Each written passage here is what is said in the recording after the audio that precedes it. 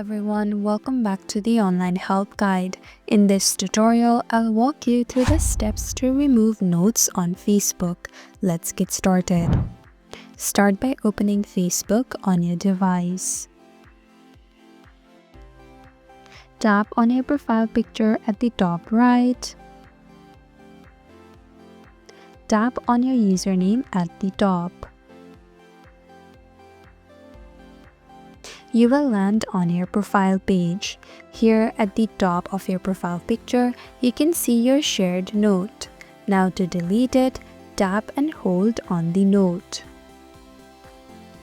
You will get two options. One is to replace the note and other is to delete the note. Tap on Delete Note. Tap on Delete again to confirm. Now your note will be deleted. And that is how to remove notes on Facebook.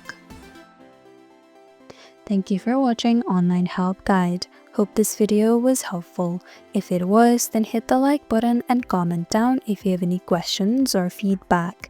Also, if you're new to our channel, subscribe and hit the bell icon so that you don't miss our upcoming videos.